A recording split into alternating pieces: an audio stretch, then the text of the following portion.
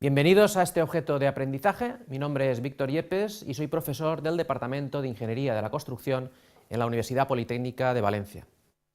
¿Qué es una cimentación profunda? ¿Qué es un pilote? ¿Cuántos tipos nos podemos encontrar? A continuación os voy a explicar los distintos tipos y características de los pilotes.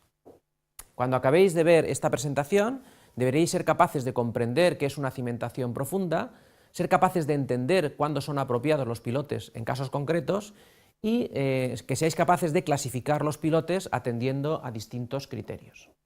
Para ello, el contenido que vamos a desarrollar se divide en 4 partes. Tras introducir el concepto de pilote, nos centraremos en la aplicabilidad, la clasificación y criterios para la elección de los distintos tipos de pilotes. Los pilotes se remontan a los palafitos en el Neolítico, siendo práctica habitual en los puertos o en ciudades como Murcia, donde se han usado de madera como cimentación.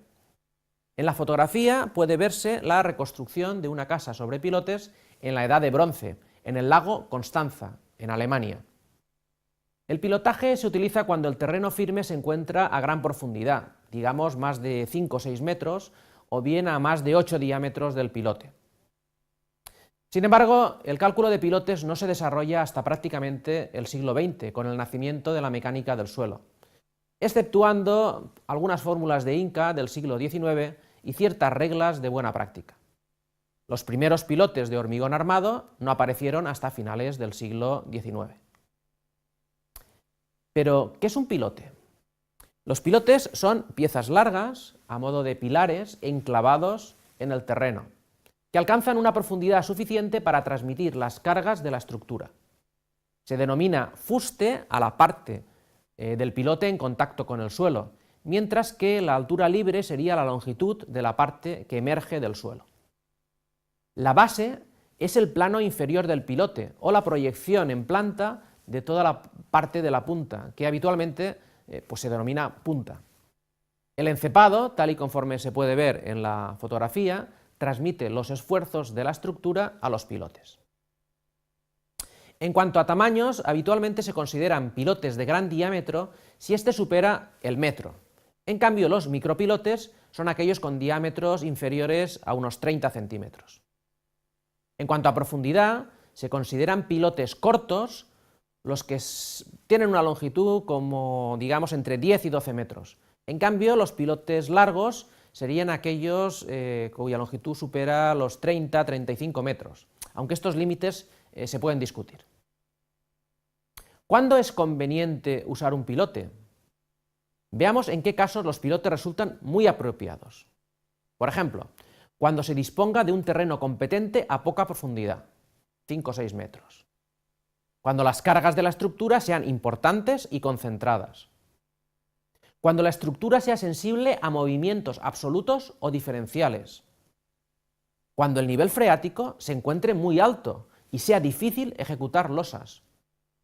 Para limitar el efecto de las cargas en estructuras próximas, como es el caso de la fotografía de la derecha.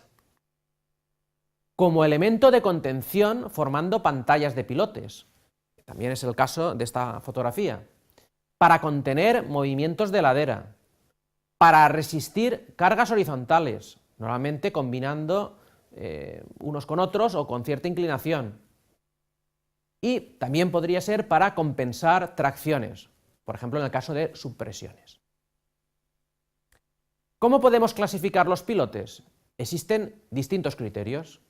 Según la forma de trabajo, los pilotes pueden ser pilotes por punta, alcanzan el estrato resistente transmitiéndose las cargas por punta, comprimiéndose el pilote, el terreno circundante dificulta el pandeo, la deformación del pilote es muy pequeña por su rigidez, de forma que el movimiento relativo con el terreno no es muy significativa. A estos pilotes también se llaman pilotes columna. Luego están los pilotes por fuste. No alcanzan un estrato resistente y se transmite la carga al terreno circundante por rozamiento a través del fuste. Se llaman también pilotes flotantes o pilotes de fricción. Sin embargo, también los pilotes pueden trabajar de forma combinada, tanto en punta como en fuste. Además, pueden estar sometidos a tracción cuando existe subpresión que tiende a levantar la estructura por encontrarse total o parcialmente por debajo del nivel freático, es decir, flota. En rellenos en proceso de consolidación, el pilote se ve arrastrado por el terreno que asienta, denominándose este fenómeno rozamiento negativo. Si la estructura recibe esfuerzos horizontales, algunos pilotes pueden trabajar a tracción y otros a compresión. También trabajan a flexión si están empotrados y resisten el empuje de las tierras al excavar. Es el caso de la pantalla que se está ejecutando en la fotografía de la derecha. El Código Técnico de Edificación clasifica a los pilotes en los siguientes tipos. El pilote aislado es un pilote alejado suficientemente de otros para no interactuar con aquellos. No se permiten pilotes aislados para diámetros menores a 45 centímetros. Entre 45 y 100 centímetros de diámetro se pueden utilizar si se arriostran lateralmente. El grupo de pilotes sería un conjunto de pilotes suficientemente próximos para interactuar entre sí o unido mediante elementos estructurales. Las zonas pilotadas son pilotes de escasa capacidad portante individual, regularmente espaciados o situados en puntos estratégicos, que sirven para reducir asientos o mejorar la seguridad frente a hundimiento de las cimentaciones. Y los micropilotes serían aquellos compuestos por una armadura metálica formada por tubos, barras o perfiles que se introducen en un taladro de pequeño diámetro y que pueden estar inyectados con una lechada de mortero. También el Código Técnico de Edificación distingue los pilotes por el material. Así tenemos hormigón in situ, se pueden ejecutar mediante excavación previa del terreno o por desplazamiento de este, hormigón prefabricado, armado con hormigones de alta resistencia o hormigón pretensado o postesado, su tamaño suele ser menor al de los construidos in situ, en acero, con secciones tubulares o perfiles en W o en H, se hincan con protecciones en la punta, estas protecciones se denominan azuches, de madera, para pilotar zonas blandas, ampliar y como apoyo de estructuras con losa o terraplenes, y los mixtos, que serían de acero tubular rodeados y rellenos de mortero. Por la forma de ejecución, este código técnico los clasifica en pilotes prefabricados hincados, donde se desplaza el terreno sin hacer excavaciones, o pilotes perforados, también llamados de extracción u hormigonados in situ, donde se excava el terreno antes de hormigonar. Sin embargo, existen casos mixtos, con perforación e hinca, como por ejemplo pilotes de desplazamiento hormigonados in situ u otros. La tipología condiciona la alteración del terreno en el entorno del pilote y por tanto la resistencia y la deformabilidad. Por último, ¿qué criterios podemos seguir para elegir uno u otro tipo de pilote? El profesor Zelma nos sugiere los siguientes criterios para la elección de cada tipo de pilote. Aquí podemos ver cómo factores como el tipo de terreno, el nivel freático, la localización o el tipo de estructura puede hacer que sea mejor utilizar un pilote hincado o un pilote de extracción. Por ejemplo, con una arcilla blanda sería mejor un pilote hincado que un pilote de extracción. En una arcilla dura, el pilote de extracción sería lo más adecuado.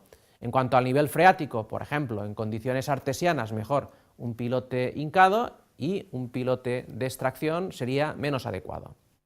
En áreas urbanas, los pilotes hincados, por razones evidentes de ruido, etcétera, no serían apropiados, mientras que sí que serían apropiados los pilotes de extracción. En cuanto al tipo de estructura, los pilotes de extracción pues serían interesantes para estructuras pesadas, ligeras, cargas horizontales, etcétera.